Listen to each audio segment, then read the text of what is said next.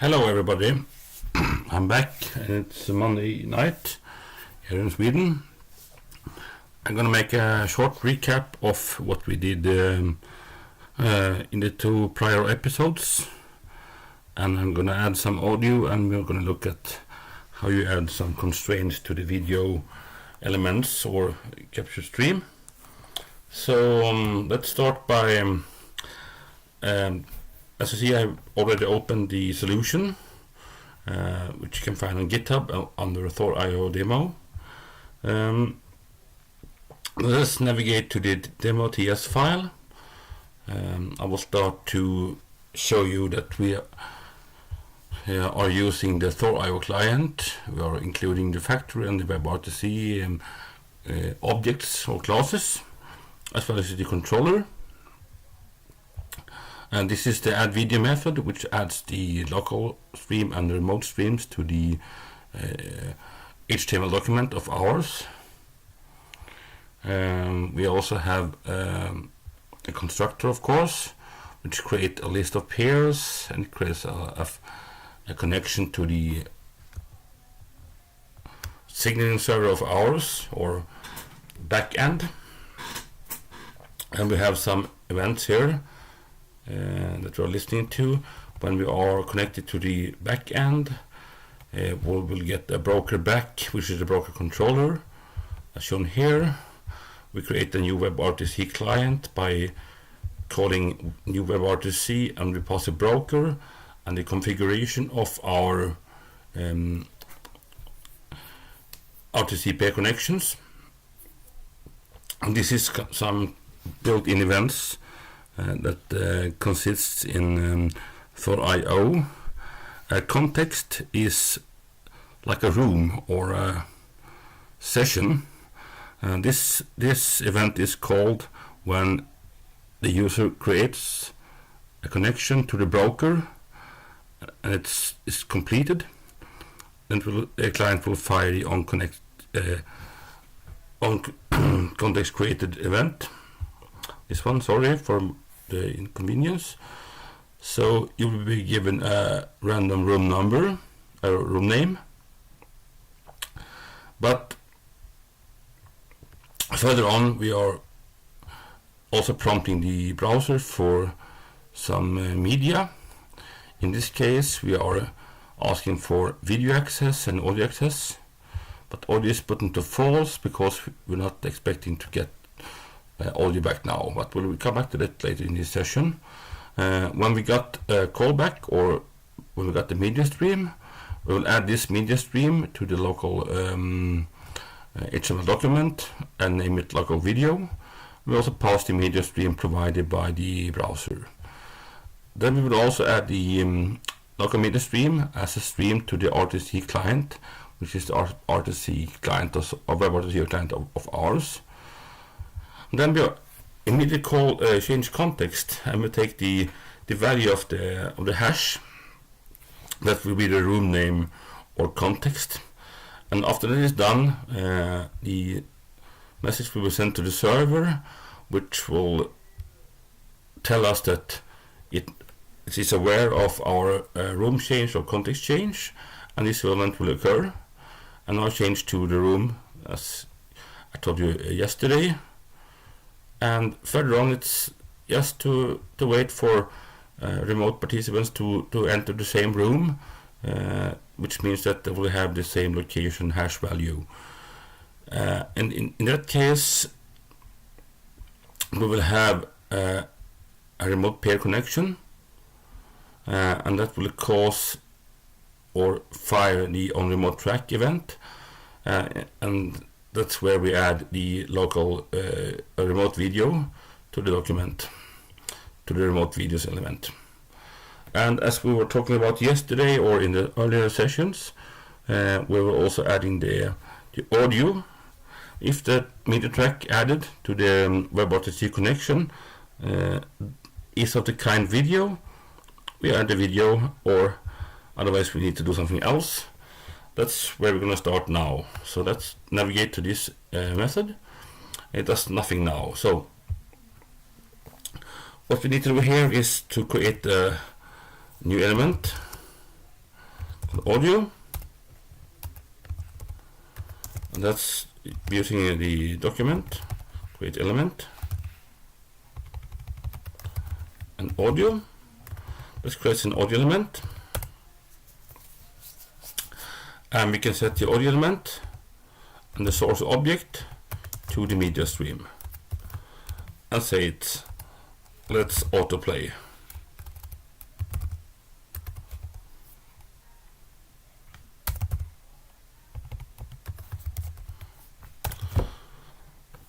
That's what we need to do.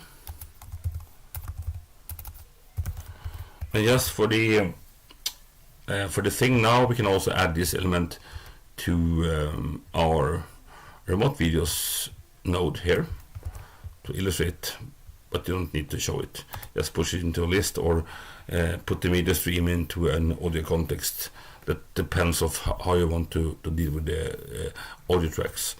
But in our case, we will actually query document for the audio element. I'm quite tired now, so it's going to be quite slow. Append audio that way. But as you remember, we did not call or prompt the browser for any audio. So just by saying true here will cause our browser to get a video element and an audio, a video stream and an audio stream. And this will cause two calls to this method. And in this case, we can also, as we did yesterday, we can also attach the pair ID to the audio element, so we can actually remove them when a user disconnects. So let's do the same here as we did in video by passing the pair ID, which is a string, and say that we're actually using the same thing as above. Let's say video here, audio, pair, and we need to have, because that should be enough. We can actually say this is a video to make it more clear. This is the video class, and this is the audio. I'm just doing this to illustrate how it can be done. So now we're adding video and audio because we prompt the browser for audio and video access. But as you remember yesterday in episode 2, we did some cleanup. When a user disconnects from the conference of our or room or context, we're also deleting the users or pairs. In this case, we're searching for the class name pair ID. As we change it now, we can actually reuse, say, we need to remove audio and video. This is just to be extremely clear about what I'm doing. If I can be clear, which I don't think I can be, and we can copy this one.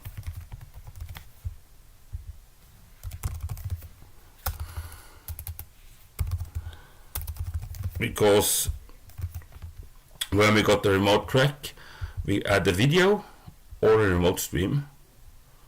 A video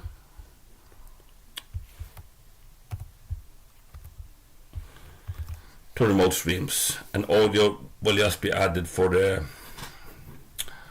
local one.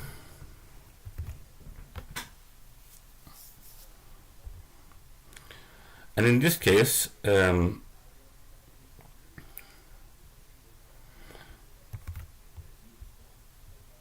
we can also set, this should probably work really good.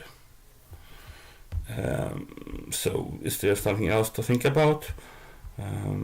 Probably made some mistakes. This is the class name, and this is the class name, and we are also removing the yes. That looks really good. So what else to think about? Yes, we're talking about prompting for audio and video. In this case, this is called constraints. Let's pull this out and set constraints, and let's talk a little bit about that before I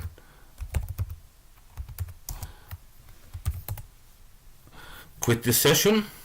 Constraints is the way we control in what resolution we want to grab the video, and if you want audio, if you want to use like a certain frame rate on the camera, if you want to specify if it's the front camera or the background camera. It's called like the user camera, the camera on the cell phone that faces the user, or the camera that faces the environment in the background. There's a lot of constraints that you can fiddle with, and it's kind of messy. But there's lots of resources on the web that explains this in a really good way. Yes, get back to this one. We want audio. Yes, give me audio. That's good. But the video we will not want now to control. Video. Video earlier was just true or false, but you can also control it. I want video with a minimum width of 640, and the ideal width is let's say 1280, and the maximum width is 1980 and 20. Sorry.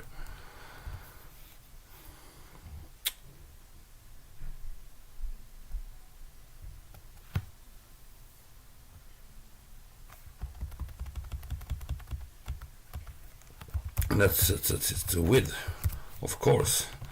It isn't like this. Sorry, and the height should be at least minimum 400.